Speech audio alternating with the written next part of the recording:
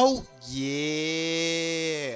Oh yeah. It's your boy Stuff on Hall, and we back with another workout. So this is my heavy squat movement. We got 5 sets of 4 with 305 pounds, and we're accepting the challenge. Hey, the weights are going up. The reps are kind of dropping a little bit, but we up to the challenge. And guess what, man? Your boy's at a new low weight. I need to start taking pictures of when I actually weigh myself in the morning. It's just something that I always forget to do. So I think we started this cut off at about 210 pounds. 200 pounds is the threshold I think that we started off at. And I weighed myself, and I'm right at 185. I think we're about 6 or 7 weeks into this cut. So we're doing a great job of the weight just going down, maintaining strength.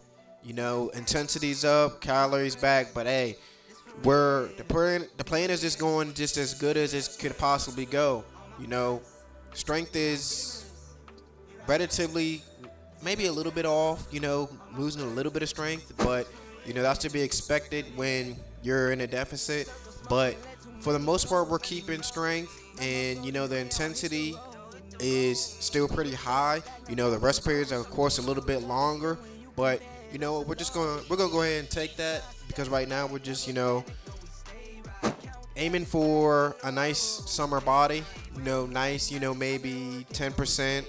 Uh, no lower probably than 10% body fat.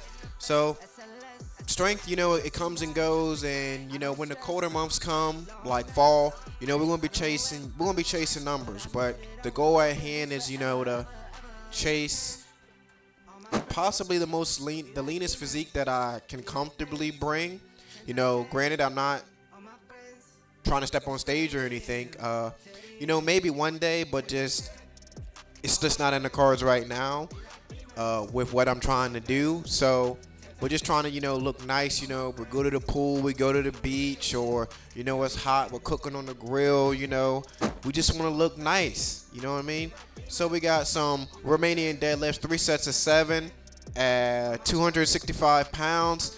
And this is one of my favorite movements, and I just love it. Like every program that I think I'm going to be doing from now on, I'm going to make sure that I make it a necessity. Like one of the number one accessories that I feel has helped my squat go up, my deadlifts go up, is the Romanian deadlift. And I'm telling you guys right now, like, you guys were like, oh, he always talks about Romanian deadlift and glute hip thrusters. Like, come on, just shut up. But I'm just telling you guys what I feel and what I've noticed when I'm doing these Romanian deadlifts. Now, you can do it either way. Romanian deadlifts with the dumbbells or the barbell. Both of them are good. I feel as if with the dumbbells will give you a real appreciation of how to do Romanian deadlifts with a barbell, because I remember at first when I used to do Romanian deadlifts with the bar, I was like, what is everyone talking about? Oh, I can feel it in my hamstrings. So I used to just feel it in my back. Then I was just like, man, I'm not doing this no more. I'm going over to the dumbbells. And then when I did it with the dumbbells, I was like, oh, okay, that's what they're feeling when they do Romanian deadlifts. And then I took those same principles over to the barbell, and then it's been butter, baby, ever since I did that. So if you're not feeling the movement in your hamstrings when you do it with the barbell, how about just switching over to the dumbbells and doing RDLs, and then if you feel in your hamstrings, then take it over to the barbell so you'll have proper appreciation for the Romanian deadlifts. So we got front squats, 3 sets of 8 at 225 pounds. And man, we up to the challenge. I remember when I used to look at the program and I used to be like, man, we got front squats. Like damn, I don't even want to do these. Like I would just be looking like, man, can I just, substitute these out for something like maybe a safety squat bar? Unfortunately, my gym does not have one. So, we had to just step up to the challenge and be like, you know what? We're going to have to learn how to do some front squats. You know what? And I'm glad we had no choice but to do front squats, because with me not really isolating my quads as much, like there's not really any isolation movement that I'm doing for quads. these front squats, I'm always feeling it in my quads. And I think why a lot of reasons why people hate front squats is just because it's such a challenge. Like having to, you know, have the mobility for your lats and, getting started and then keeping that core tight and be able to not like slump forward. So if you're just looking for a challenge, back squats are a little too easy for you, leg press a little too easy for you. Hey, throw in them front squats and see if you're up to the challenge. You're gonna have to lower that weight, humble yourself. That's another reason why I think, a lot of people don't do front squats because you can't really go as heavy because your core will probably fatigue before your legs do. But if you're up to the challenge, throw these in the program and let me know how these go. So we had to call an audible right here.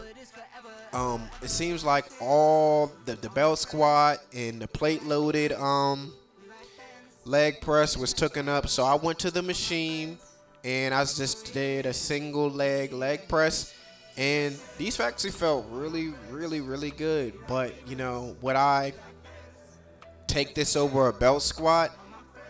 No, not really. But it's good to, we threw these in here and, we're getting some isolation work on each leg. You don't want to have any imbalances. You want to have each leg to be able to fire the same strength. And this is a good way to be able to tell if you have an imbalance. Like, okay, is the right leg stronger than the left leg? Is the left leg stronger than the right leg? Or is, both legs equally strong? So I figured out that for the most part, I have no imbalances in my legs, which is mostly ideal for you to figure out. And that's why I always say it's good to have these, even if you're, powerlifting, bodybuilding, power building, general lifting, Olympic lifting. You always want to have everything able to put out the same amount of output. Like your left side should be able to put out the same output as your right side, and vice versa.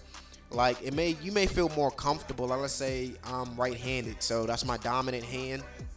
So let's just say something for like dumbbell curls or something like that. It feels easier with my right arm, but I can do the same amount of weight with both arms. So if you're feeling like you have imbalances, try switching it up with some isolation movements and, fix those imbalances so that you have both sides able to fire with the same amount of power and intensity. And there's nothing better than that. That's what you really want. So we finished off this workout with some lying leg curls for 2 sets of 10. And man, I don't know what it is. I feel as if lying leg curls for me is just way harder to do than the seated leg curls. But from what I can see, I think that the seated leg curls are more beneficial, well stronger. But, they're both good, so just do vice versa. So with that being said, this will be the end of the video. Make sure you like, comment, and subscribe. Turn on that notification bell so you never miss an upcoming video from me. It's your boy Stuff on Hall, and I'll catch you in the next one. I'm out, y'all. Peace.